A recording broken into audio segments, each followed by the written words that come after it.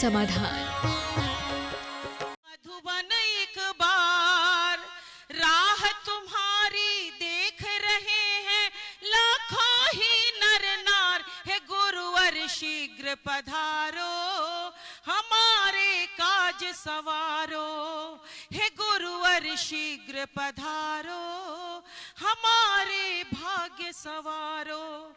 आशा की है आश एक है यही अभिलाषा, शिखर जी के गुणतन में मीटे ये दर्श पिपाशा, प्रमाण और विद्या गुरुवर का फिर संगम हो एक बार, प्रमाण और विद्या का होवे फिर संगम एक बार, हे गुरुवर शीघ्र पधारो हमारे काज सवारो, हे गुरुवर शीघ्र पधारो हमारे भाग्य सवारो, हे गुरुवर नगर पधारो हमारे भाग्य सवारो, हे गुरुवर नगर पधारो हमारे भाग्य सवारो।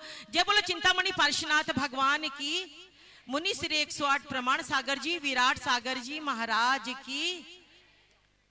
बिन तेरे हे गुरुवर सुना मेरा जीवन, बिन तेरे हे गुरुवर सुना मेरा जीवन, तुमसे है गुरुवर मेरे इस हृदय का स्पंदन, मेरी इस जीवन नैया के तुम ही हो पतवार, मेरे इस जीवन नैया के तुम ही हो पतवार, हे गुरुवर शीघ्र पधारो हमारे काज सवारो, हे गुरुवर शीघ्र पधारो हमारे काज सवारो।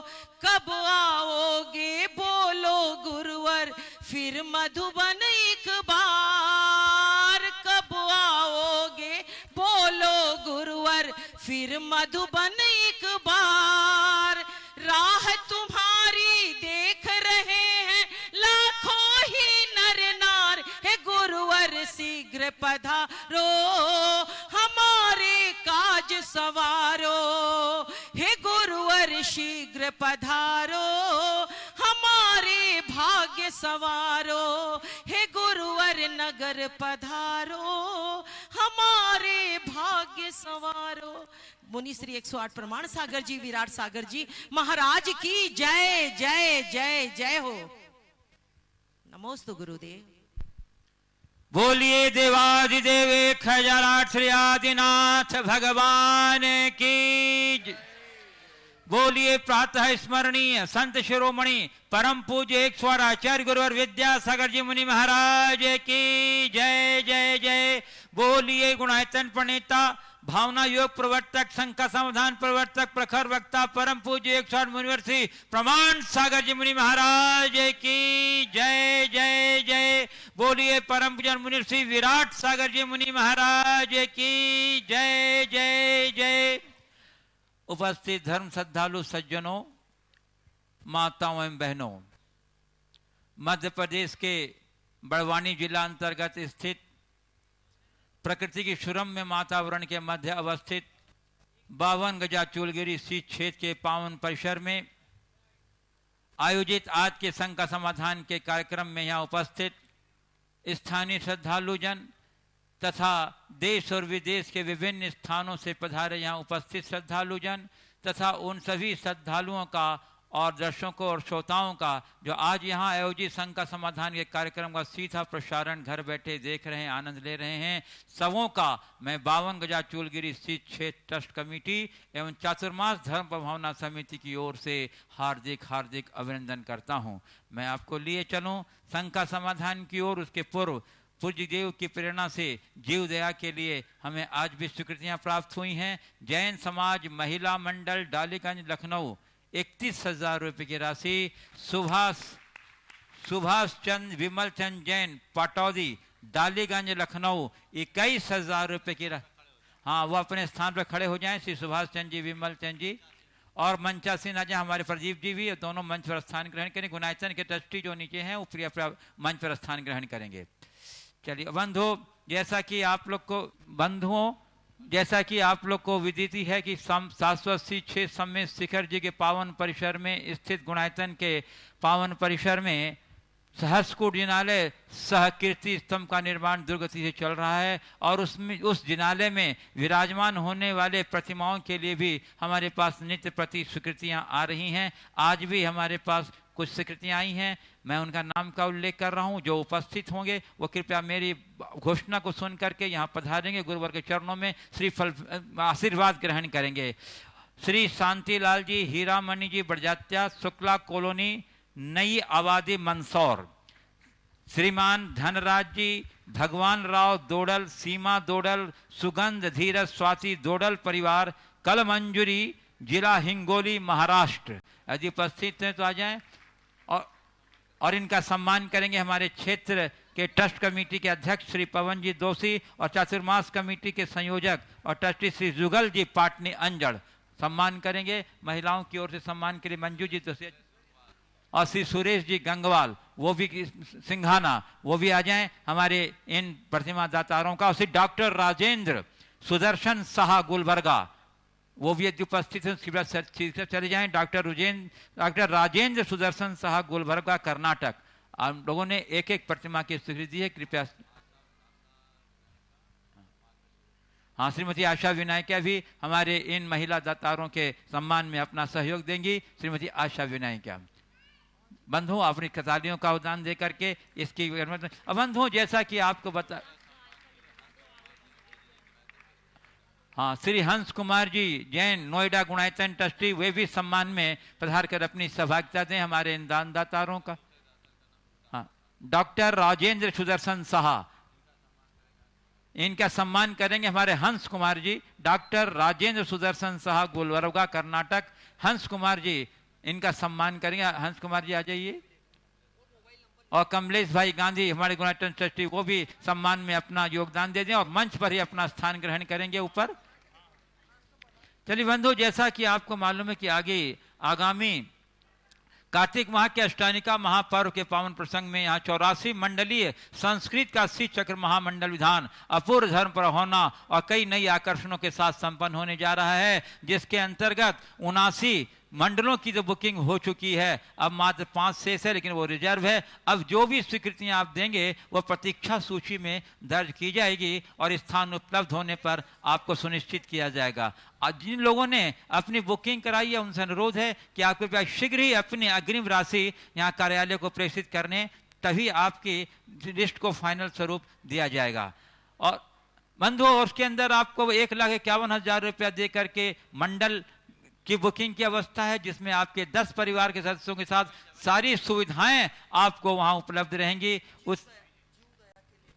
और बंधुओं, यदि आप मंडल नहीं ले सकते हैं तो पति पत्नी के रूप में, जोड़े के रूप में भी बैठ करके भाग ले सकते हैं। मात्र 7100 रुपये की राशि में सारी सुविधाएं उपलब्ध रहेंगी। और 2 नहीं बैठ सकते हैं तो इंडिविजुअली बैठ सकते हैं, मात्र 5100 रुपये की राशि में सारी सुविधा उपलब्ध होगी। और आप यदि यहाँ नहीं आ सकते हैं किसी कारण से, तो आप घर बैठे भी पुण्य अर्जन कर सकते हैं। यहाँ की पूजन सामग्री में, प्रतिदिन की पूजन सामग्री में 1,51,000 देख के आप उस दिन का पुण्य अर्जन का सौभाग्य प्राप्त कर सकते हैं। या भोजन व्यवस्था के लिए 1,51,000 देके अतिथि वात्सल्य भोज का पुण्य अर्घ प्राप्त करके आप पुण्य करा सकते हैं। और 51,000 रुपये राशि दे करके व्रती भोजनालय के लिए आप पुण्य अर्घ का सौभाग्य प्राप्त कर सकते हैं। आप मन बनाइए, उसी तरह से कार्यालय संपर्क करके अपना सौभाग्य सुरक्षित कराइए। और बंधु, जीव दया के लिए अभी एक आई है हमारे पास, मधु आलोक जैन इंदौर कलकत्ता कोयला वाले, आप कृपया मंच पर आसीन हो जाएं। राशि इन्होंने लिखी नहीं है, क्या लिखा है? 10 गाय को अभय दान देने का उन्होंने अपने भाषण, वो कृपया मंच पर आकर अपना स्थान करें। श्री मधु जी आलोक जी जैन इंदौर कोयला वाले। अरे क्या है, जनवरी 2020 से दिसंबर 2020 तक जीव दया के लिए 11,000 रुपया प्रति माह 1 साल तक देंगे हमारे प्रदीप मीरा पीयूष, प्रियंका, राहुल, आर्ची, लब्धि और युगोत, निरीहा, आर्जव, या झुमरी तिलैया जो गुणायतन के ट्रस्टी भी हैं, जोरदार आज यहाँ उपस्थित हैं, तो प्रिया खड़े होकर के वहीं से आशीर्वाद ग्रहण कर लीजिए हमारे गुरुदेव का। ये प्रति जनवरी 2020 से दिसंबर 2020 तक प्रति माह 11,000 रुपये की राशि देंगे। बहुत बहुत आपकी उदारता के लिए धन्यवाद। और चलिए मैं आपको एक सूचना और बता दूं कि आज का यह संघ का समाधान 2 सत्र में चलेगा। 7 बजे तक संघ का समाधान चलेगा और 7 बजे के बाद जैसा कि पूरे देश को विदित है कि राष्ट्र संत परम पूज्य आचार्य विद्यानंद जी महाराज का संयम संलेखना पूर्वक समाधि हो गया है। इस क्षेत्र के विकास में भी उनका बहुत बड़ा योगदान रहा है। दूसरा सत्र उनके प्रति भावभीनी श्रद्धांजलि के साथ संपन्न होगा, इसलिए आप उसी प्रकार से मन बना करके इसमें जुड़े रहेंगे। और चलिए मैं आपको लिए चलूं संघ का समाधान की ओर। इसके पूर्व रोज की तरह हम लोग सामूहिक आशीर्वाद ग्रहण करें गुरुदेव का। बोलिए नमोस्तु गुरुदेव, नमोस्तु गुरुदेव, नमोस्तु गुरुदेव। बोलिए परम जन्मऋषि प्रमाण सागर जी महाराज की। और प्रथम प्रश्न के लिए मैं आमंत्रित करता हूं श्रीमती संगीता जी पाटोदी इंदौर, और उसके बाद तैयार रहेंगी दीपा सालिनी पाटोदी इंदौर। नमोस्तु महाराज जी, नमोस्तु, नमोस्तु महाराज जी। पाटोदी परिवार की तरफ से आपको नमोस्तु, नमोस्तु, नमोस्तु। देखो एक बार तो सब अपनी पूरे कुनबे की तरफ से नमोस्तु कर लो, सबको आशीर्वाद। अब केवल नमन करना और सवाल करना, जल्दी बोलो। हाँ महाराज जी, मेरा प्रश्न है, मौन रहना एक साधना है जो मन के जल को भी शांत रखती है। अगर मन उद्वेलित है तो वो मौन कहलाएगा क्या? मन उद्वेलित है तो मौन कहलाएगा क्या? मैं ये कहता हूँ मौन रखकर मन को शांत किया जा सकता है। ठीक है ना? चलिए दीपा शालिनी पाटोदी इंदौर, उसके बाद तैयार रहेंगे। मेरी जिज्ञासा यह है कि अभिमन्यु को चक्रव्यूह के अधूरे ज्ञान के कारण उलझना पड़ा और वह अपने लक्ष्य को प्राप्त नहीं कर पाया, तो गुरुवर हमारे जीवन व्यवहार में संस्कारों के चक्रव्यूह का ज्ञान कैसा हो जिससे हम संस्कार रूपी समुद्र से निर्विघ्न पार हो सके? बस एक ही उपाय है, सुभद्रा सोए नहीं। सुभद्रा जाग जाए तो अभिमन्यु कभी अधूरा ज्ञान नहीं पाएगा। चलिए श्री अजय, आज थोड़ा शॉर्टकट चलेगा। श्री अजय ढोरा रामगंज मंडी, उसका तैयार रहेंगी आकांक्षा जैन कोटा। जिनके नाम की घोषणा होती है शीघ्रता से अपने स्थान पर खड़े हो जाएंगे। ओम अजय ढोरा, उसके बाद आकांक्षा जैन कोटा। नमस्ते महाराज जी। देखिए माइक पहुंचाइए। मेरा ये प्रश्न है, अगर कोई व्यक्ति अगर अपने अवगुणों का त्याग करना शुरू करता है तो उसके अपने ही सबसे पहले उसको डीमोटिवेट करना या मजाक बनाते हैं, बल्कि उन्हें उस व्यक्ति को मोटिवेट करना चाहिए और उसके गुणों को भी ध्यान में रखना चाहिए। पर ऐसा क्यों? कृपया समाधान करें महाराज। देखिए ये बिल्कुल सही बात कही है। अगर किसी ने अपने अवगुणों को त्यागा है तो हमें उसकी सराहना करनी चाहिए, मोटिवेट करना चाहिए, इनकरेज करना चाहिए, आगे बढ़ने की प्रेरणा देनी चाहिए। लेकिन प्रायः लोग उस पर फप्तियाँ कसते हैं, उसका मजाक उड़ाते हैं या तरह तरह से डिमोटिवेट करते हैं। पर मैं सभी से कहना चाहूँगा, अगर तुमने कोई अवगुण छोड़े हैं तो किसी के कहने से नहीं छोड़े, अपनी प्रेरणा से छोड़े, तो इसे एक चैलेंज मानना, इसे अपने लिए परीक्षा की घड़ी मान करके स्वीकार करना। ठीक है, आज मुझे कितना भी मोटिवेट करते हो, डिमोटिवेट कर रहे हो, कल तुम मेरे गुण गाने को बाध्य हो जाओगे। इस तरह का भाव। आकांक्षा जैन कोटा, उसका तैयार रहेंगे श्री राजेश शुभ्रा जैन एडीएम खंडवा। नमस्ते महाराज जी, नमस्ते महाराज जी। मेरे साथ काफ़ी बार ऐसा हुआ है कि जब कभी प्रॉब्लमेटिक सिचुएशन मेरे सामने आई है तो उसका सल्यूशन मुझे उस टाइम पे नहीं मिल पाता, और वो सल्यूशन मुझे अगले ही दिन या तो आपके प्रवचन या आपके शंका समाधान के किसी भी जरिए से मुझे मिल जाता है। तो महाराज जी इसे हम क्या समझें? मैं क्या समझूं? सॉल्यूशन मिल जाता, अपने आप को भगवान समझो और क्या। नमस्ते महाराज जी। श्री राजेश शुभ्रा जैन एडीएम खंडवा, कृपया प्रश्न करने के लिए आप ऊपर मंच पर आ जाएं। राजेश शुभ्रा जैन एडीएम खंडवा, और उसके बाद तैयार रहेंगे श्री सुरेंद्र गांधी पुणे। हाँ चलो सवाल वहीं से कर लो। हाँ, 16 कारण भावना में वात्सल भावना या सहधर्मी बंधु से ममत्व भावना रहती है। यदि एकत्व या विभक्त भाव की जागृति हो तो ममत्व भाव का अभाव क्यों होता है? देखिए बात दो है। वात्सल्य हमारे प्रवृत्ति का एक बहुत बड़ा अंग है। जब हम बाहर रहें तो वात्सल्य से जिए, और भीतर रहें तो अपनी आत्मा के प्रति प्रेम रखें। जहाँ एकत्व और ममत्व की बात है तो साधर्मी के प्रति व्यवहार में हमें ममत्व नहीं, प्रीत का भाव तो रखना ही चाहिए। वो वात्सल्य है, अपनत्व है, उससे हम आगे बढ़ेंगे।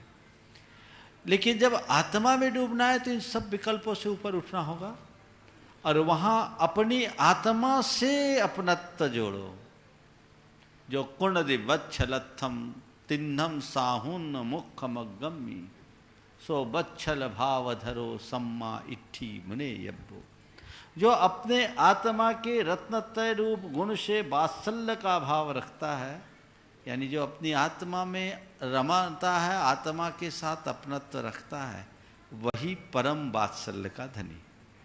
बोलिए श्री। हाँ बोलिए। पूज्य गुरुवर के श्री चरणों में अनंतवार नमोस्तु नमोस्तु नमोस्तु। गुरुवर रेवा तट से रावण के सुत आदि कुमार जो नेमावर से मोक्ष गए हैं, सिद्धवरकूट से रावण के 10 अन्य पुत्र और चूलगिरी से कुंभकर्ण एवं मेघनाथ भगवान मोक्ष गए हैं। इस प्रकार ये एक सर्किट है जो नर्मदा नदी रेवा तट के किनारे स्थित है। मेरा इसी संबंध में आज जब मैं चूलगिरी के दर्शन कर रहा था भगवान, तो मुझे जो अनुभूति हुई वो महान अनुभूति ये हुई कि जैसे हर शिखर पे एक एक कमल पे एक एक मुनि महाराज के श्री चरण वहाँ पे अंकित हो। और वहाँ पे एक और अनुभूति ये हुई कि वहाँ पे जैसे मांगी तुंगी तीर्थ क्षेत्र में जैसे एक वहाँ बना हुआ है मांगी तुंगी का पर्वत बना हुआ, वैसे एक पर्वत यहाँ पे भी विराजमान है। तो मेरा क्वेश्चन इसी के संदर्भ में है कि मैं ये जानना चाह रहा था, मेरा शंका ये है भगवान कि रावण के कौन कौन से भाई और पुत्र जो है मोक्ष गए हैं और कहाँ से गए हैं। और दूसरा प्रश्न है भगवान कि जो ऊपर जाते हैं चूलगिरी के दर्शन करने तो मांगी तुंगी पर्वत के समान एक पर्वतमाला दिखती है, तो क्या उसका संबंध इसी प्रतिमा के दर्शन से है भगवान। और तीसरा है कि इन तीनों सिद्ध क्षेत्रों या नर्मदा नदी के जो सिद्ध क्षेत्र किनारे स्थित हैं, जितने अमरकंटक है, सर्वोदय तीर्थ है, जबलपुर में भाग्योदय है, नेमावर में जो है नेमावर है, खंडवा में सिद्धवरकूट है। समझ गया जी भगवान। देखिए गुरुदेव के साथ एक संयोग बना है कि वे अमरकंटक से भरोस तक की यात्रा कर चुके हैं और उनका प्रवास नर्मदा के तट पर बहुत हुआ है। अमरकंटक में सुरम्य क्षेत्र, आगे जबलपुर में तिलवारा में बिल्कुल नर्मदा के तट पर, फिर नेमावर में गुरुदेव का भी प्रवास चल ही रहा है, एक क्षेत्र विकसित हो रहा है। सिद्धवरकूट वो नर्मदा का तट है ही, और 52 गजा भी एक प्रकार से नर्मदा तट ही है। और हमें चाहिए कि इस सर्किट को हम डेवलप करें, पर्यटन की दृष्टि से भी और जैन तीर्थ के सर्किट की दृष्टि से भी। आप एक प्रशासनिक अधिकारी है, इसलिए मैं सुझाव दूंगा कि कुछ ऐसी ठोस योजना बनाए जिससे इसका लाभ हो सके। आप चूँकि मुझे बहुत संक्षेप में उत्तर देना है क्योंकि सत्र छोटा है और लिस्ट इनके पास लंबी है, फिर भी सार में बताता हूँ। जिस पर्वत श्रृंखला की बात आपने की है उसे मंदोदरी पर्वत के नाम से जाना जाता है। वहाँ कुछ भग्नावशेष भी हैं, कुछ खंडित प्रतिमाएँ भी हैं। मैंने उनके बारे में सुना है, आपको ऑफिस में उसका रिकॉर्ड मिलेगा। मैं चाहूँगा कि उसके बारे में थोड़ी छानबीन और हो जाए, ठीक है ना। श्री सुरेंद्र गांधी पुणे। और जो रावण के सुत में है तो इंद्रजीत को सब जानते हैं, बाकी का पता मुझे भी नहीं है। उतने पुत्रों में कौन कौन गए हैं हम तो ये सुन ले, रावण के सुत आदि कुमार मुक्ति गए रेवा तटसार, उसको उसी से समझ के चले। हाँ चलिए। और उसके बाद तैयार रहेंगे। देखिए आज सब संक्षिप्त सवाल करिए, संक्षिप्त उत्तर में आनंद लीजिए। आज 2020 है। इनके बाद तैयार रहेंगे। समझ गए। हाँ आलोक जी मधु जी जैन इंदौर कोयला वाले। हाँ बोलिए, एकदम एक लाइन में उत्तर प्रश्न करना। बोलो भाई।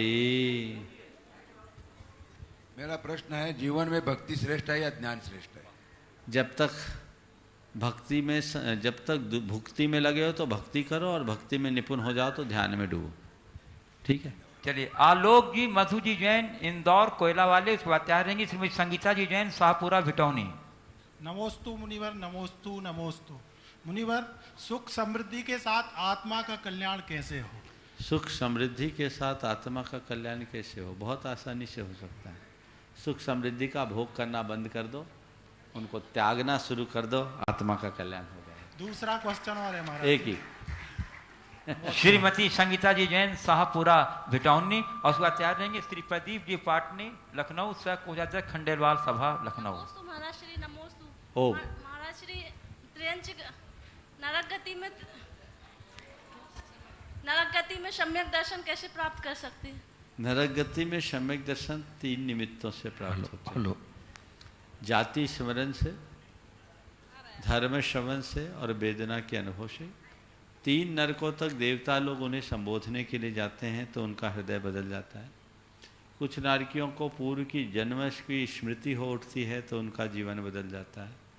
और कुछ नारकी जब अपनी वेदना से तड़पते हैं, तिलमिलाते हैं, तो उनका चित्त अंतर्मुख होता, रे मैंने कितना बुरा कर्म किया, हाय मैंने पाप किया, हाय मैंने धर्म का आश्रय नहीं लिया तो मेरी दुर्गति हुई, काश मैंने धर्म का आलम्बन लिया होता तो मेरा ये बुरा हाल नहीं होता। इसी से उन्हें समय दर्शन हो जाता। श्री प्रदीप जी लखनऊ, सर कोयल खंडेलवाल सभा लखनऊ से आते हैं। सुभाष चंद्र जी पाटोदी लखनऊ। मेरे आराध्य गुरुवर सादर नमोस्तु।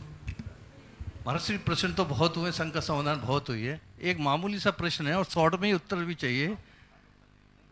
जो भगवान के ऊपर जयमाल चढ़ाई जाती है उसकी लौंग जो खराब हो जाती हैं साल 10 साल तक, 20 साल तक, उन लौंगों का क्या करें? दूसरा साथ में ये भी है कि गुल्लक में जो पैसा डालते हैं लोग, वो पैसा हम लोग घर ले जाते हैं, क्या वो निर्माल्य नहीं हुआ? हम लोग लेके पैसे को फिर बदले में चाहे रुपए दे देते हैं, लेकिन क्या निर्माल्य है? देखिए, पहली बात तो माल चढ़ाने की जहाँ जैसी परंपरा है वो चढ़ाइए। हमारे यहाँ समाज में इस बात को लेकर 2 मान्यता है। एक परंपरा है जो माल नहीं चढ़ाती, एक परंपरा है जो माल चढ़ाने की बात करती है। ये बड़ी अर्वाचीन परंपरा है, बहुत प्राचीन नहीं। मैं इसमें उलझना नहीं चाहता, जहाँ जैसी परंपरा है चलिए चढ़ाइए, पर मेरे ख्याल से भगवान पर माल चढ़ाना उचित नहीं है। भगवान पर माल चढ़ाया भी नहीं जाता। हमने तो बचपन में देखा माल की बोली होती, किसी बच्चे के गले में माल डाल दिया जाता है। वो एक मांगलिक प्रतीक है जो इस बात का उस बहाने मंदिर के लिए कुछ द्रव्यदान हो जाता है। और फिर आपने दूसरा क्या पूछा? गुल्लक का रुपया। देखिए, रुपया जो है वो क्या है? ये करेंसी जो है वो तो एक कैश मेमो है, वो कोई पैसा थोड़ी है। वो तो एक आधार है कि आपके पास मैं धारक को इतने रुपए होने का रखने का वचन देता हूँ, और रिसीट है। समझ गए ना? तो अगर रुपयों को एक्सचेंज करते हैं तो उसमें पाप नहीं है। हाँ, लेकिन एक सलाह ज़रूर दूंगा, अगर आप मंदिर से चिल्लर लेते हो तो कम से कम कुछ सरप्लस दो, एक्सचेंज चार्ज। हाँ हाँ। श्री सुभाष जी पाटोदी लखनऊ, और उसके बाद तैयार रहेंगे श्री कमलेश जी गांधी सूरत, गुणायतन ट्रस्टी। गुरुवर, आपने कई बार प्रवचन में कहा कि मंदिर की गुल्लक का रुपया सिर्फ मंदिर के कार्य में ही लगना चाहिए। हाँ। तो दूसरे कार्यों में रुपए लगाने के लिए मंदिर में जो गुल्लक लगाई जाए उसको किस मद में लिख के लगाया जाए? कई बार मैंने बताया, ये आज फिर से बताता हूँ, और ख़ासकर उन लोगों के लिए बहुत ध्यान देने लायक है जो मंदिर की प्रबंध व्यवस्था से जुड़े हुए हैं। आप ध्यान रखिए, निर्माल्य का उपभोग अगर आप अपने लिए करते हैं तो महान पाप के भागी होते हैं। तो महाराज, मंदिर में रुपया सरप्लस आ रहा है, हम क्या करें? आता है, हमें मंदिर के खर्चे भी करने हैं। पूजा पाठ में तो बहुत थोड़ा रुपया लगता है, बाकी क्या करें? तो मंदिर के गुल्लक में आप प्रभावना मद या प्रबंध मद का लेबल लगा दें। प्रभावना और प्रबंध मद के रुपये को आप किसी भी कार्य में उपयोग में ले सकते हो, प्रभावना और प्रबंध से जुड़े हुए। लेकिन सामान्य गुप्त दान का रुपया अगर आप उपयोग में लेते हैं तो गलत है। प्रभावना का पैसा आप पूजा में लगा सकते हैं, लेकिन पूजा का पैसा आप दूसरे कार्यों में नहीं लगा सकते, ये पाप है। इसलिए मैं सभी को सलाह देता हूँ, अपने अपने मंदिरों में गुल्लकों में ये लगा लो। और आपको दूसरी सलाह और देता हूँ, अगर 2 गुल्लक लगे हैं तो आप प्रबंध मद में ज़्यादा पैसा डालो, क्योंकि रुपया वहीं काम ज़्यादा आता है। मेंटेनेंस में, मैनेजमेंट में रुपया का उपयोग है और अन्य कार्यों में भी रुपया है। तो वो अगर इस तरह की व्यवस्था करेंगे तभी सही अच्छा हो। श्री कमलेश गांधी सूरत, गुणायतन ट्रस्टी तो तैयार रहेंगे। श्री वीरेंद्र जी संगीता जी छावड़ा, गुणायतन ट्रस्टी, झुमरी तिलैया। नमस्ते गुरुदेव। मैं सूरत 2 मंदिर का खजांची होने के नाते आपसे ये प्रश्न भाई साहब ने पूछा, उसके संलग्न ही है। हमारे यहाँ अभी बाबू ओम प्रकाश जी के परिवार से सिद्ध चक्र मंडल विधान हुआ, उन्होंने पूरी बादाम चांदी की 2100 से ज्यादा चांदी की बादाम चढ़ाए। तब से बहुत सारा चांदी का द्रव्य हमारे मंदिर में लोग रोज बरोज चढ़ाते हैं। उसका हमें मंदिर कमेटी को क्या कैसे करना चाहिए? वो देव द्रव्य है, उसका विक्रय करके देव द्रव्य के रूप में उसका उपयोग करना चाहिए। उस पैसे का जिनबिंब के निर्माण में, मंदिर के निर्माण में, वेदी के निर्माण में, मंदिर के उपकरण आदि के निर्माण में प्रयोग कर सकते हैं, पर धर्मशाला के निर्माण में नहीं। श्री वीरेंद्र संगीता छावड़ा, गुनाइटन स्टडी झुमरी तलैया। उसके बाद तैयार रहेंगे श्री प्रदीप जी मीरा जी छावड़ा, झुमरी तलैया, गुनाइटन ट्रस्टी। नमोस्तु महाराज, नमोस्तु महाराज। महाराज, मेरा एक प्रश्न है कि आज मंदिरों में प्रतिष्ठित लोग लौंग से जाप करते हैं, उसको स्वाहा बोल के चढ़ाते हैं चांदी के लौंग से, तो क्या पुनः वो यूज कर सकते हैं क्या? अगर चढ़ा दिया तो यूज करने योग्य नहीं है, और केवल जाप कर रहे हैं तो जैसे आप जप माला का यूज करते हैं कर सकते हैं। नहीं, स्वाहा बोल के चढ़ा रहे हैं। स्वाहा बोल दिया, अगर मंत्र में ही स्वाहा जड़ा है, चढ़ाया नहीं है तो कोई दोष नहीं, और चढ़ा रहे हैं तो दोष। नमस्ते महाराज श्री। अभी महाराज श्री सिद्ध चक्र विधान होने जा रहा है, उसमें मैना सुंदरी ने अपने पति का कुष्ठ रोग में पाया है, लेकिन आज के आधुनिक मेडिकल युग में बच्चे इस पे कहाँ तक यकीन करें? आप अपने मुखारबिंद से इसके महत्व को बताइए। देखिए, आपने ऐसा बोला है, पर बोलूँगा नहीं तो भी गड़बड़ होगा, और बोलूँगा तो ठीक है, लेकिन बहुत अच्छा प्रसंग मैं आज आपको सुना रहा हूँ। मैना सुंदरी का एक रूप हम लोगों ने देखा है, जो हम लोग पुराणों में सुना है, पढ़ा है, पर एक दूसरा रूप मैंने देखा है। एक लड़की की सगाई एक लड़के से हो गई। सगाई के 1 महीने बाद लड़के की तबीयत खराब हुई, उसकी किडनी खराब हुई। किडनी खराब होते ही लड़के ने अपनी बात लड़की से बता दी। क्रेटनाइन उसका सेवन पे हो गया। लड़के ने लड़की से और लड़की के माँ बाप से बता दी कि मेरी शरीर की स्थिति इस लायक नहीं है कि मैं शादी करूं, अब मेरे साथ कुछ भी हो सकता है, इसलिए आप अपना जो भी रास्ता चुनना है चुन लो। लड़की ने एकदम कड़े शब्दों में कहा कि मेरी जिससे सगाई हो गई अब वो मेरा ही पति है, शादी के बाद ये हो जाता तो मैं क्या करती। मेरे कर्म के उदय में जो होगा वो मैं स्वीकार करूँगी। लड़की के रिश्तेदारों ने, परिवार परिजनों ने उस पर बहुत दबाव डाला, लेकिन लड़की तस से मस नहीं हुई। तो लड़का ने कहा ठीक है, अच्छी बात है, आप तैयार है तो मैं शादी करूंगा, पर ठीक होने के बाद। लड़की ने कहा आप शादी करिए, हम ठीक होने के बाद करेंगे, लेकिन मेरी तो सगाई हुई यानी शादी हो ही गई। अब जब तक मेरी आप ठीक नहीं होंगे, मैं रोज आपके स्वास्थ्य लाभ के लिए नमोकार मंत्र की 21 माला फेरूंगी। उसने 21 माला रोज फेरना शुरू किया, और उसने इसी दरमियान सिद्ध चक्र विधान भी किया। करीब 1 साल लगे उस लड़के के स्वास्थ्य को ठीक होने में। जो इतना प्रोटीन लॉस होता था सब कुछ ठीक हो गया, किडनी भी ठीक हो गई। अब उस लड़के की उस लड़की से शादी भी हो गई और एक बच्चा भी हो गया। सब ये एक उदाहरण है, एक आदर्श है, इसे हमें अपनाना चाहिए और इसे प्रचारित करना चाहिए। श्री प्रदीप जी मीरा जी छावड़ा, झुमरी तलैया, गुनाइटन ट्रस्टी। उसके बाद तैयार रहेंगे श्री सुनील निशा छावड़ा, झुमरी तलैया।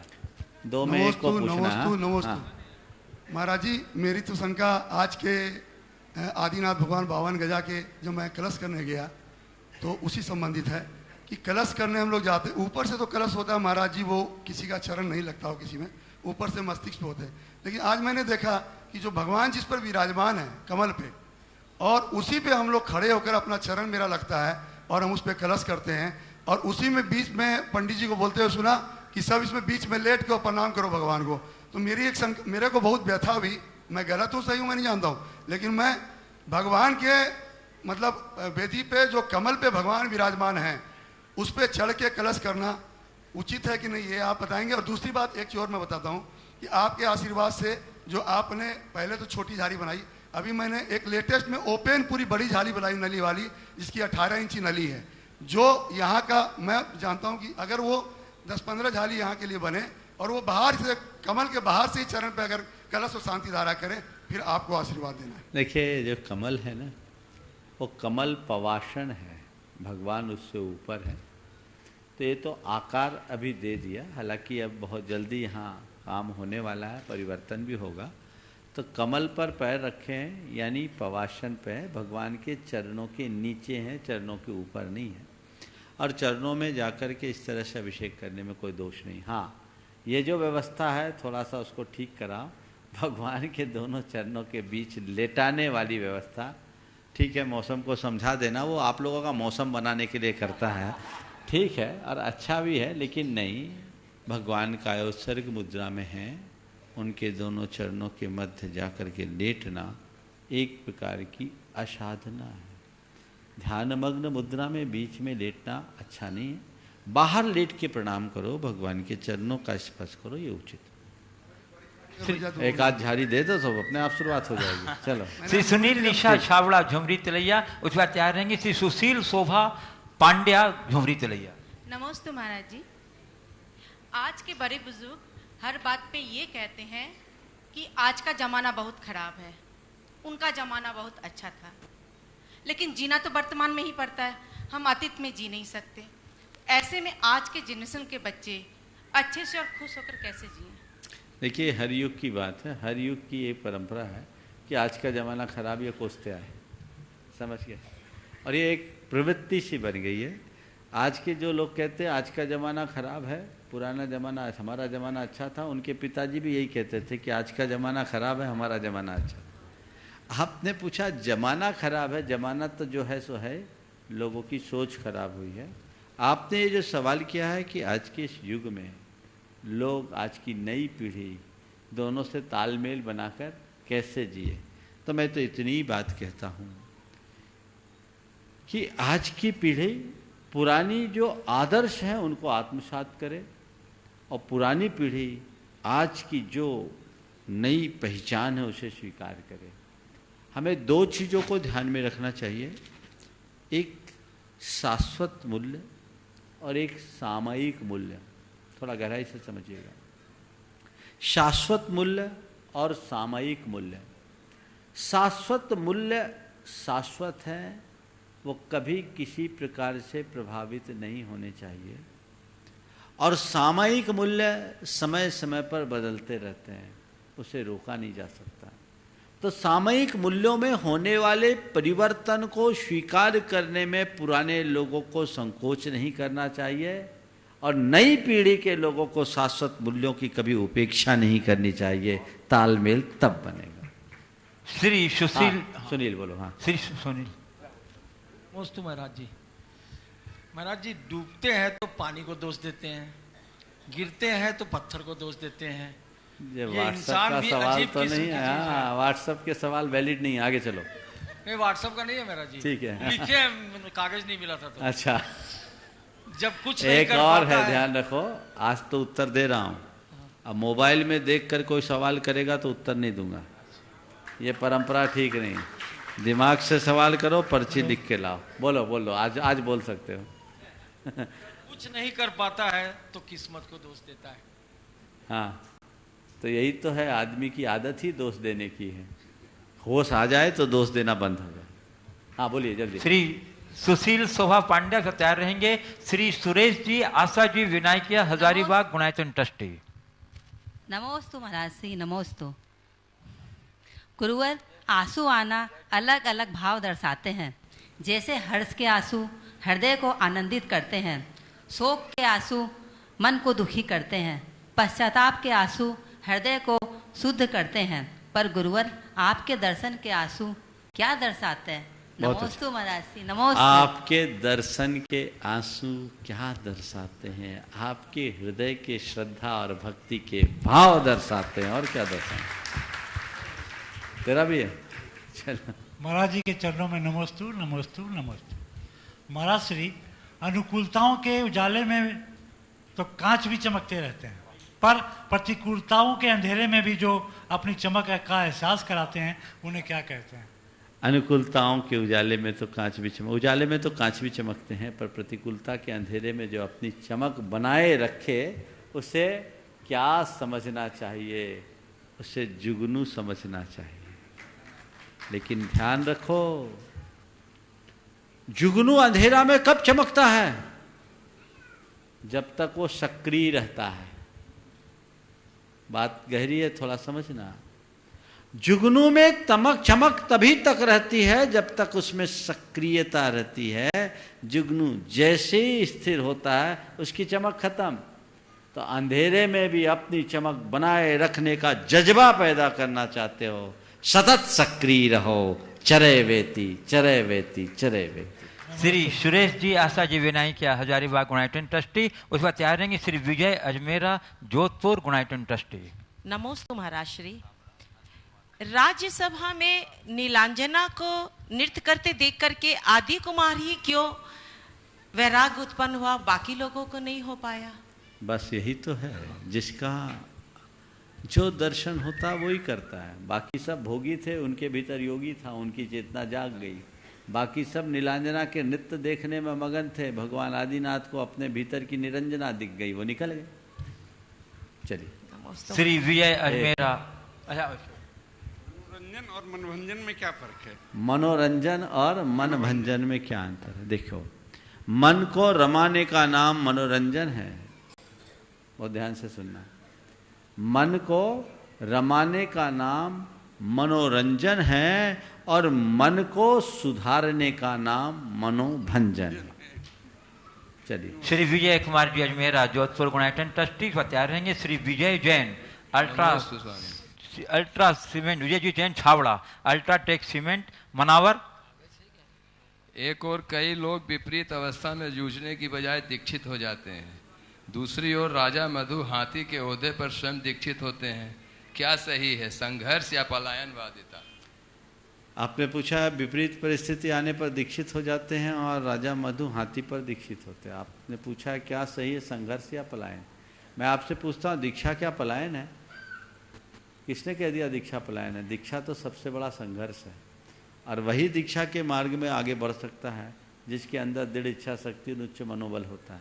हारे हुए लोगों का जीवन कभी दीक्षा में सफल नहीं होता। दीक्षा में वे ही सफलीभूत होते हैं जो स्वयं से अपने विकारों और बुराइयों से लड़ने का जज्बा रखते हैं। समझ गए? तो जहाँ तक आपने राजा मधु की बात की है, वो भी पलायन नहीं था, वो एक संघर्ष था। और आम बैरागी भी अगर आगे निकलता है तो पलायन नहीं, परायण की दृष्टि में जाता है और जीवन को आगे बढ़ाता है।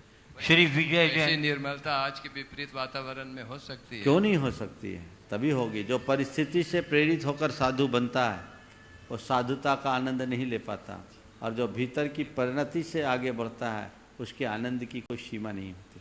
नमस्ते। Shri Vijay Jain president UltraTech cement Manawar, उस पर तैयार रहेंगे हंस कुमार जैन नोएडा। नमस्ते गुरुवर। गुणायतन ट्रस्टी। मेरा प्रश्न गुरुवर यह है, केवल भाव से गुरुवर केवल भाव से ही मुक्ति मिल सकती है या पुरुषार्थ भी आवश्यकता है? क्योंकि व्यवहार में बहुत लोग बोलते हैं कि भाव अच्छे होना चाहिए, कुछ करने की जरूरत नहीं है, भाव पूजा कर लीजिए, भाव दर्शन कर लीजिए, कहीं जाने की जरूरत नहीं है। हाँ, एक व्यक्ति ऐसा ही कहता था, भाव कर लीजिए, भाव कर लीजिए, भाव कर लीजिए। उसकी माँ इस बात से बड़ी परेशान रहती थी। एक रोज़ उसकी माँ को लगा आज इसको सबक सिखाना चाहिए। तो भोजन के टाइम में आया, बेटा मम्मी भोजन थोड़ा रुकना, भोजन थोड़ा रुकना। करते करते करते करीब 2-1 घंटे बीत गए। वो थोड़ा गर्म हो गया, मम्मी क्या कर रही, इतनी देर हो गई, अभी तक भोजन नहीं परोस रहे, मेरे पेट में चूहा कूद रहे हैं, भोजन भूख के मारे में बेहाल हो रहा। मम्मी ने धीरे से कहा, बेटा भाव से खा लेना, भाव से खा लेना। जब यही है तो सब क्षेत्र में ऐसा अपनाइए ना, केवल धर्म के क्षेत्र में क्या। ध्यान रखो, ये बात सही है कि भाव शून्य क्रिया का कोई फल नहीं मिलता, पर बिना क्रिया के भी कोई लाभ नहीं होता। इसलिए भाव से करने का मतलब, भाव करने का मतलब भाव पूर्वक क्रिया करो, उत्थान तभी हो। श्री हंस कुमारी जैन नोएडा गुणायतन ट्रस्टी, और उसके बाद आज के अंतिम जिज्ञासु इस सत्र की सुश्री साक्षी सोनी जैन जयपुर। नमोस्तु महर्षि। महर्षि ये प्रतिमाधारी और समताधारी, इन दोनों में कौन श्रेष्ठ है हमारा? देखिए, प्रतिमाधारी को समताधारी होना चाहिए, पर केवल समताधारी बनने से काम नहीं होगा। अगर समता के साथ प्रतिमा लोगे तो 4 चांद लगे। चलिए अरे सुश्री साक्षी सोनी जैन जयपुर बता रहेंगी। सौभाग्यकांक्षिनी स्नेहल राजेंद्र स्वाहा गुलबर्गा कर्नाटक। नमोस्तु गुरुवर। गुरुवर मेरा प्रश्न यह है कि सुखी संपन्न सामाजिक प्रतिष्ठित व्यक्ति यदि गलत नियत से कर्ज लेकर के बेईमान हो गया हो तो उसके भरे पूरे संपन्न परिवार पर क्या प्रभाव पड़ता है? कृपया मार्गदर्शन करें। नमोस्तु सुखी गुरुवर। संपन्न सामाजिक व्यक्ति औरों से कर्ज लेकर बेईमान हो गया तो उसके भरे पूरे परिवार पर उसका क्या प्रभाव पड़ता है? वो 7 जन्म की दरिद्रता का प्रबंध करता है। जीवन में सदैव ध्यान रखना, कभी किसी से कर्ज मत लेना। जहां तक बने कभी किसी से कर्ज मत लेना, और कर्ज लिया हो तो उसे चुकाने का फर्ज समझना, अंतिम क्षण तक उसे चुकाने की कोशिश करना। और जब तक किसी के कर्ज न चुका पाओ, अगर कर्ज के भार में लदे हो, अपने सुख चैन को त्याग दो। रूखी रोटी खाना पर किसी की हाय मत लेना।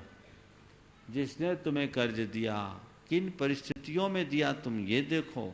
तुमने लिया, तुम्हारा काम चला, और उसके बाद तुम्हारी अनुकूलताएं, फिर भी तुम इस तरह की नीयत खराब करते हो तो महान अनर्थ है।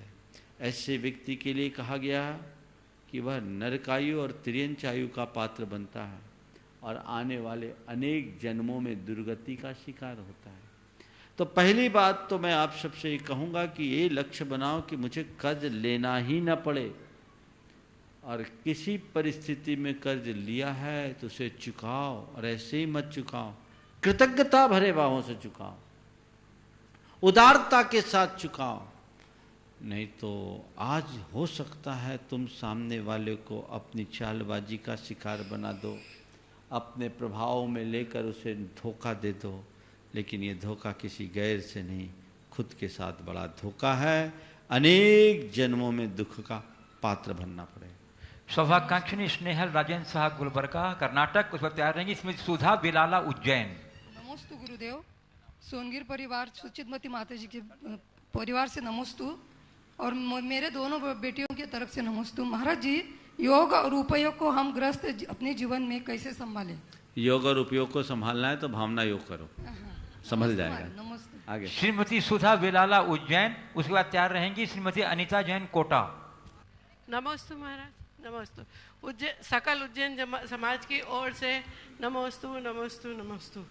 हे महाराज, आज की फैशन के दौड़ में हाथों में मेहंदी लगाई जाती है, पर उस हाथों की मेहंदी में नमोकार मंत्र, माम और पींची, कमंडल, पुनि महाराज और स्वस्तिक आदि का भी उनको बनाया जाता है।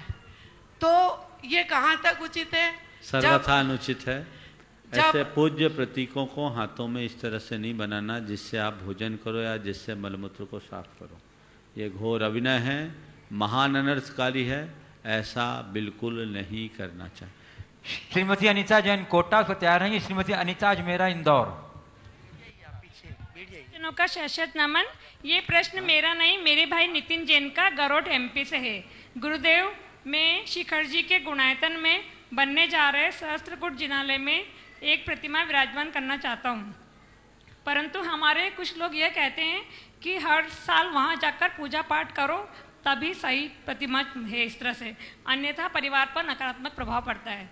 तो ऐसा नहीं है, ऐसा नहीं है। आगम में जिन प्रतिमा विराजमान करने को, मंदिर में उपकरण देने को, मंदिर के पूजा प्रक्षाल के लिए अपने द्रव्य देने को, ये सब नित्य पूजा के अंतर्गत रखा गया।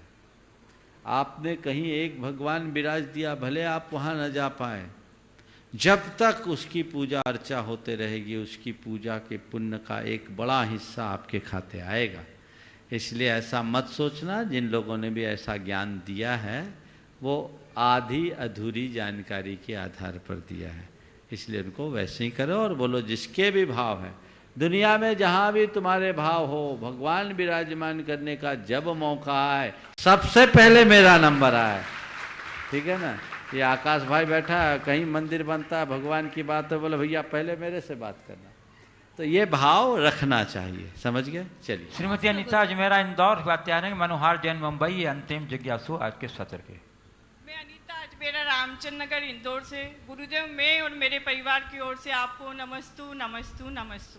गुरुदेव, मेरा प्रश्न है कि जब हम जुनालय में पूजन स्वाध्याय कर रहे हैं और उस समय कोई मुनिराज दर्शन के लिए अंदर आ जाए तो हमें उठकर उन्हें नमस्तु करना चाहिए कि नहीं? अगर आप मंदिर में पूजन आदि करके मंगलाचरण करके स्वाध्याय में बैठ गए, स्थापना करके पूजन में बैठ गए, तो उठने की कोई आवश्यकता नहीं। वहीं बैठे बैठे विनय कर ले और पूजा संपन्न करने के बाद महाराज के कक्ष में जाकर के वंदना करें। बल्कि मैं तो ये कहता हूँ, मुनि महाराज जब मंदिर में दर्शन करने आए तब उनके दर्शन मत करो। तुम लोग दर्शन के चक्कर में हमारे दर्शन छूट जाते हैं। हम भाव से भगवान की भक्ति कर रहे, तुम हमारे पैर पकड़ रहे हो। दर्शन करना है तो जब गुरु के स्थान पर जाकर के दर्शन करो, सबसे अच्छा रास्ता यही। मनोहर जैन मुंबई। नमोस्तु महाराज श्री। बहुत बार सुना गया है, आपने भी प्रवचन में बताया है कि सिचुएशंस को एक्सेप्ट करना चाहिए, धैर्य रखना चाहिए। बट सिचुएशन एक्सेप्ट करेंगे, हर सिचुएशन को अगर धैर्य रखेंगे तो क्या इससे अन्याय को बढ़ोतरी नहीं मिलेगी, अपने स्वाभिमान की हानि नहीं होगी? इसी से रिलेटेड है कि स्वाभिमान और अभिमान में कैसे अंतर बनाए कि अभिमान को छोड़ सके और स्वाभिमान की रक्षा कर सके? देखिए, हर सिचुएशन को धैर्य से स्वीकार करने पर हमारे, आपने कहा स्वाभिमान चला जाएगा, ऐसी बात नहीं। हम अगर सिचुएशन का प्रतिकार करेंगे तो अशांति मिलेगी। हमें अशांति नहीं, शांति चाहिए। और एक सूत्र ध्यान रखो, लड़कर कुछ नहीं पाया जाता, सहकर सब कुछ पाया जा सकता है। जहाँ तक घर परिवार और आपसी बातें हैं, वहाँ हमें लड़ाई की जगह सहन शक्ति विकसित करना चाहिए। स्वाभिमान और अभिमान में आपने अंतर पूछा है। अपनी गरिमा को बनाए रखने का नाम स्वाभिमान है और औरों से सम्मान की अपेक्षा रखने का नाम अभिमान है। दोनों में बड़ा अंतर है। अभिमान, अगर सामने वाला मुझे रिस्पेक्ट दे, ये भाव है तो ये स्वाभिमान नहीं, अभिमान है। मेरा कहीं से अपमान ना हो, अवमानना ना हो, इस सावधानी का नाम स्वाभिमान है। समझ गए? प्राय लोग अभिमान को स्वाभिमान मान बैठते हैं, इसलिए संघर्ष होते हैं। चलिए बंधुओं, मैं आपको एक महत्वपूर्ण सूचना देना चाहता हूं कि अब महावीरा चैनल पर भी पूज्य गुरुदेव के कुछ कार्यक्रम आएंगे।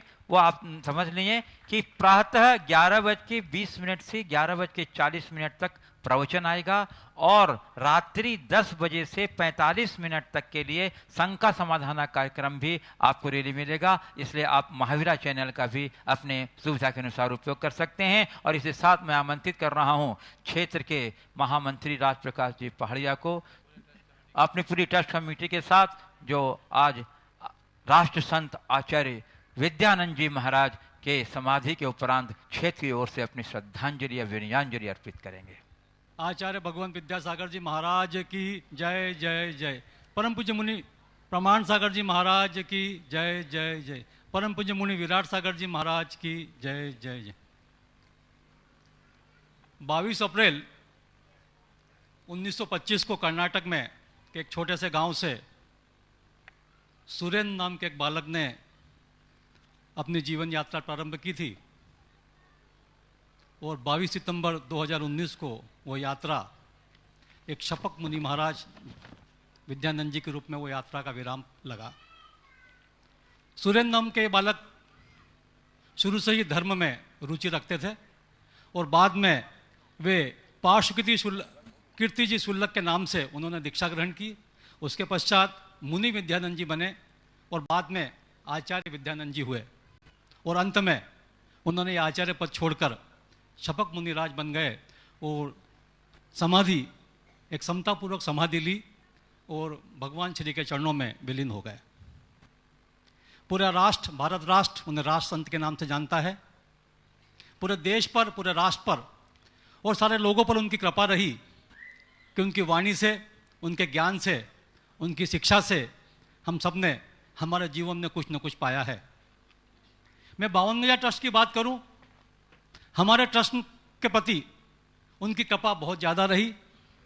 1991 में महामस्तकाभिषेक का कार्यक्रम, जो जलाभिषेक कार्यक्रम यहाँ हुआ था, वो आचार्य विद्यानंद जी के सानिध्य में उनकी प्रेरणा से, उनके आशीर्वाद से संपन्न हुआ। 1991 के पहले आदिनाथ भगवान की मूर्ति का जीर्णोद्धार भी उनके द्वारा हुआ और 1991 के पश्चात ही 52 गजा एक राष्ट्रीय नक्शे पे आया। 52 गजा ट्रस्ट, हम सब उनके प्रति उनके प्रति सम्मान व्यक्त करते हैं। हम सब आज बड़े ही द्रवित हैं। उनका समाधि मरण हुआ है, किंतु आज हम सब द्रवित हैं कि हम पर जिनकी छाया थी, हम पे जिनका आशीर्वाद था, वो आज हमारे बीच नहीं रहे। 2008 के महामस्तकाभिषेक के समय भी हम लोग उनके पास आशीर्वाद लेने गए थे। उन्होंने 2008 के महामस्तकाभिषेक के लिए भी दिल्ली से हमें आशीर्वाद दिया था और उनके आशीर्वाद से ही हमने कार्यक्रम किए हैं।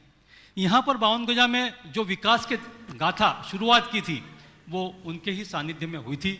मैं पूरे 52 गजा ट्रस्ट की ओर से, निमाड़ की ओर से, मालवा की ओर से, यहाँ जितने लोग उपस्थित हैं सबकी ओर से उनके चरणों में नमन करता हूँ। परमपिता परमेश्वर ने से प्रार्थना करता हूँ और निश्चित ही परमपिता परमेश्वर के आदिनाथ के चरणों में उनको स्थान मिला होगा। मैं पुनः अपने भावभीनी श्रद्धांजलि पूरे ट्रस्ट की ओर से परम पूज्य आचार्य विद्यानंद जी को प्रदान करता हूँ। धन्यवाद। देखिए, अभी जैसी बात आप सबके बीच राजप्रकाश जी ने प्रकट की, पूरा देश आज आचार्य महाराज के समाधि मरण को देखकर शोकाकुल भी है, दुखी भी है, पर मैं बड़ा खुश हूँ। खुश हूँ इसलिए कि एक ऐसे आचार्य जिसने जैन धर्म को एक नई पहचान दी, जिसने जैन धर्म को विश्व धर्म के रूप में स्थापित करने में अपना महनीय योगदान दिया, एक ऐसे आचार्य जिनने संसद में दिगंबरत्व का प्रवेश कराया, एक ऐसे आचार्य जिन्होंने 25वें निर्वाण महामहोत्सव को राष्ट्रीय स्तर पर मनवाने की भूमिका बनाई, एक ऐसे आचार्य जिन्होंने भगवान बाहुबली की सहस्राब्दी महोत्सव को बहुत धूमधाम से संपन्न कराया अंतर्राष्ट्रीय स्तर पर, एक ऐसे आचार्य जिन्होंने 52 गजा को बहुत भव्यता के साथ, जीर्णोद्धार के साथ महामस्तकाभिषेक कराया, एक ऐसे आचार्य जिन्होंने महावीर जी के सहस्राब्दी महोत्सव को संपन्न कराया। उन महान आचार्य ने अपने जीवन का अंत शास्त्र प्रतिपादित पद्धति के द्वारा यम संलेखना पूर्वक किया। ये अपने आप में बहुत ही अनुकरणीय और दुर्लभ बात है। आज जिस तरीके से उनकी समाधि हुई, ये बड़े बड़े आचार्यों को सुलभ नहीं होती। अंत समय में यही शंका समाधान के मंच में बगल में लगी स्क्रीन पर मेरी नज़र पड़ी थी 2 दिन, कल परसों तक जब मैं यहाँ आता तो वो लगभग टीवी पर चलता रहता था कि वे यम संलेखना के साथ लगभग 3-4 दिन तक रहे और उन्होंने अपनी चैतन्य अवस्था में भक्त प्रत्याख्यान को अंगीकार किया और शुभ परिणामों के साथ उपवास की साधना पूर्वक इस नश्वर काया को छोड़ा है। ये बहुत दुर्लभ है। हमें ऐसे आचार्य के प्रति अपनी विनयाञ्जलि अर्पित करनी चाहिए। मैं अपनी ओर से उनके चरणों में विनयाञ्जलि अर्पित करता हूँ और ये भावना भाता हूँ कि जिस प्रकार से उन्होंने अपने रत्नत्रय की आराधना पूर्वक यम संलेखना के साथ अपने शरीर को छोड़ा, उसी तरह मैं भी अपने जीवन के अंतिम पलों तक रत्नत्रय की आराधना करते हुए अपने यम संलेखना के साथ इस धरती से प्रयाण करूं। हर साधक के जीवन का एक ही लक्ष्य है, अंतः क्रियाधिकरणम तपः फलम सकल दर्शनस्तुते तस्मात् यावद विभुवम समाधि मरणे प्रयतितव्यम। अंतः क्रियाधिकरण तप का फल है, ऐसा भगवान कहते हैं।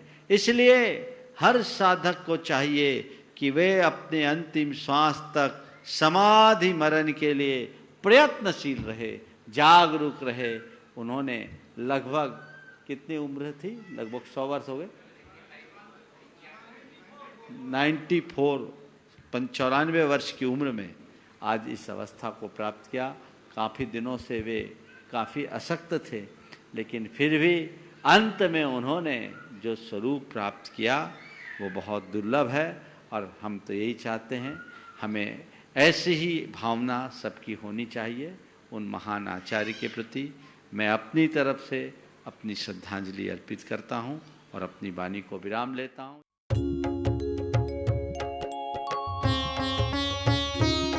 शंका समाधान।